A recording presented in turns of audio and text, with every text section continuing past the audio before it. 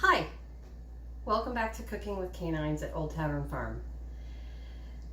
It is almost August and I've had a lot of people asking me if I can help them with their basil pesto, a recipe for basil pesto. There's not actually a real recipe for me. I'm sure there is a real recipe out there somewhere and probably many places, but for me, I am just trying to preserve my harvest. So I try to use as much as I can, get it put up in whatever jars I have, bags, anything, and just try to get it all in one lump sum. So I'm using my brand new Cuisinart that I just got at Walmart. It was the only place that had food processors left.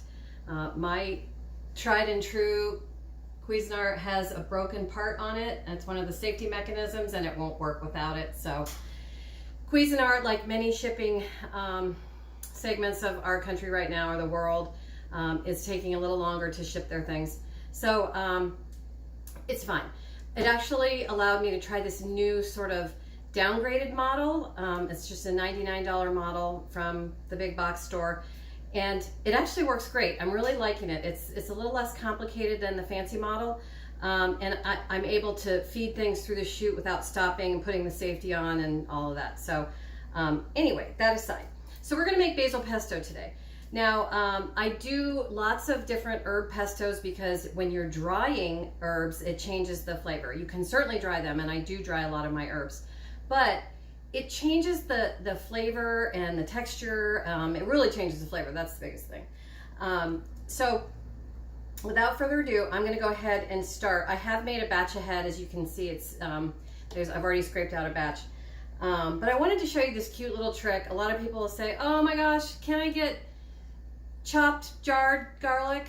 And sure, you can, but it really downgrades the nutritional components to garlic, and garlic is really packed with nutrients, and just, you can read about it yourself, but it's great stuff. It's good for your heart, it's good for everything. So yes, you can use powdered, granulated, jarred, chopped jarred, but I prefer to use fresh. So because it also preserves the garlic through the year, so you can use this in pastas, on bruschetta, you can use it on pizza, you can use it in your pizza sauce, your spaghetti sauce, your bolognese, any of that stuff. You can take some of this pesto and add it to those sauces, and then you've already got all your aromatics in there. You don't have to add them. It just sort of saves us stuff. So what I do is I just take my garlic and I crush it down like this.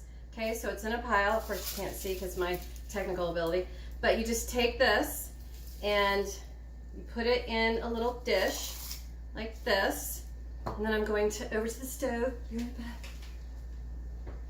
And I am going to pour boiling water over, like so. Okay, and let me put this back. Then the boiling water will release the skins from the cloves in about a minute, less than a minute, and they'll come right off and they'll just be nice and clean like this. So I'm going to use some that I have already done ahead. I'm going to set that aside. I am going to, oh, that's my cow. I was like, what is that noise? Oh. So I'm going to start. I'm going to latch my lid. I'm going to just add my garlic right into the chute, and I'm going to put it on high. I have high and lows. I don't have anything in between. All right, here we go. All right. So when you start with your garlic, that means you're not going to have any big giant lumps in there, and when you go to use your pesto, you're not going to have a big chunk of garlic that got lost in the sauce. So start with your garlic and mince that up really well. Then I'm going to take walnuts, and I love walnuts. A lot of traditional recipes will say use pine nuts is very classic, but pine nuts are expensive, and I don't really have access to them in my region unless I go to a fancy store, and that's not what my life is about. If you want fancy pine nuts, by all means, help yourself. So I'm going to add walnuts, and walnuts have great nutrition too, lots of omega-3s. All right, here we go. It's going to be loud, so plug your ears.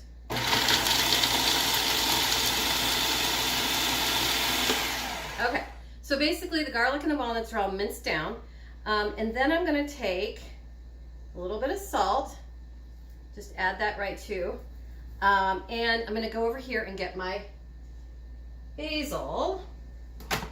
Now when I make herb pestos, I basically run it and then I stop it and I add more and I run it and I add more and I run it and I add more. So you can do as you like. Again, there's no recipe from me for basil pesto, or really any other kind of pesto.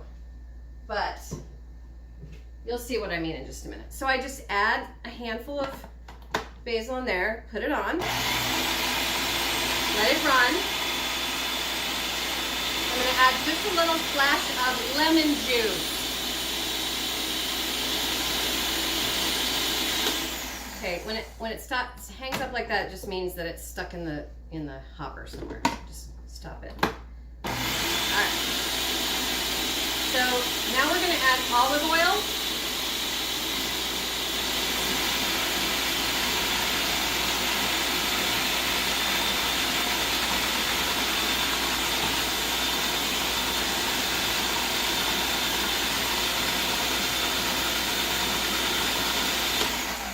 Okay, now that's my first iteration. I'm gonna kind of lift this up and show you. So you could stop there and use it fresh if you like, but I like to get as much herb in there as I can because again, I'm preserving. So I'm gonna stop that. And then I'm going to keep adding.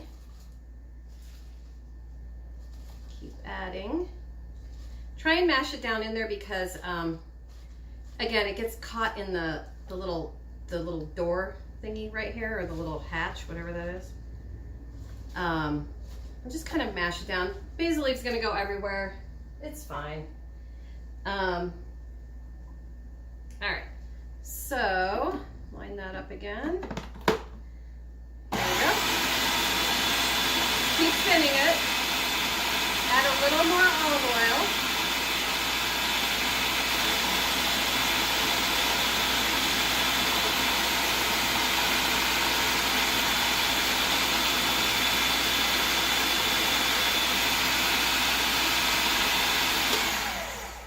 There's a piece hung up in there. Okay, so I'm gonna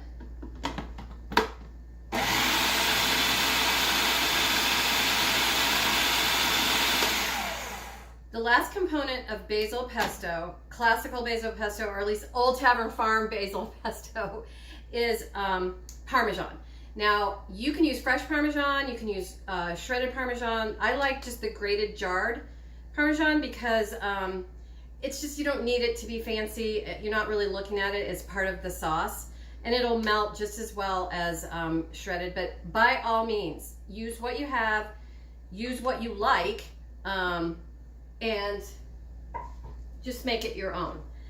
So I'm gonna just knock this back, and I'm gonna add to this kind of quantity, which I've got about 2 cups in here. So I guess this is about as much as a recipe as you're gonna get from me. That's about a half a cup or so. I've got a chunk in there, so it's holding up the rest of the flow there. So that's about a half a cup. I'm gonna put my lid back on.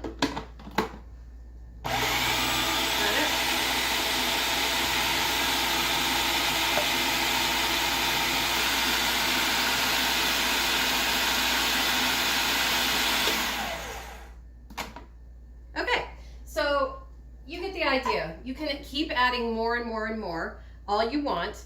I'm gonna take some of this out and show you. I basically use jars that I have saved from regular household usage. This happens to be salsa jar. And then I freeze these. I do not can these. I do freeze them because I want the fresh garden flavors to come through in February or whenever I choose to have them. And I just find there's no need to use the canning jars for this because you're not actually canning. But I also do use these great zip top bags, and then I'll just freeze them flat like so. And that does really well too. Sometimes I've used ice cube trays in the past, and then I just have little blocks of pesto. It all works. So I just used my wide canning jar funnel here. I just popped this off. I'm just gonna scoop. Now I know some of you guys out there have seen the little tiny jars of basil pesto in the store that are like $5, $6, $7 for a tiny like 4-ounce jar. So we're not doing that here. We bang it down. We are doing as much processing and harvesting and saving as we can for the least amount of money, for the biggest bang for our buck, all that stuff. So right here you have a, what is this? Oh, 15-ounce jar. That's 1 pound, right? Well, 16 ounces is a pound, but more or less, it's a pound. I just take the lid that I've also saved, put it right on there, label it, and put it in the freezer. And pennies. I mean, I can't even, I don't know, maybe like 10 cents for like a huge pound of cilantro or basil pesto. I also do the same technique with chives. Now there's nothing in here but chives and a little lemon juice and a little olive oil. I didn't put nuts or cheese in there. And then I also do it with cilantro. So this cilantro I put up May 7th, and it's still cilantro-y. So when I decide to make curry or any kind of sort of Latin dish, anything that uses cilantro. So I have that fresh cilantro flavor that you can't get from drying it. So I'm gonna go back here to the, just for fun, back here to my, and it's hot, so I use like a little slotted spoon. And you just basically let this, the garlics hang out in there. And then you just take, and it just, the skin just peels right off. It slides right out of those skins. Okay, so instead of having to crush things and like work to peel, I use one of those twisty, tubey, whatever those things are that you see in the expensive kitchen catalogs. I won't mention any names, but I do love them. Anyway, you can do it yourself with boiling water. No big deal. So, go make your own basil pesto. Make it your own. Put in what you like. If you like almonds, use almonds. If you don't like nuts or you're allergic, leave them out. If you want to put Romano cheese or like a sheep's milk type of hard cheese, hard grated cheese, try that. Just experiment. But get out in the garden and get your pesto all lined up. Check all your plants. I did post a video just before this one to show you how to harvest your basil. So that's out there. And I just want to thank you for stopping by. So big hugs. Hug, hug, hug. Thanks for stopping by. Bye-bye.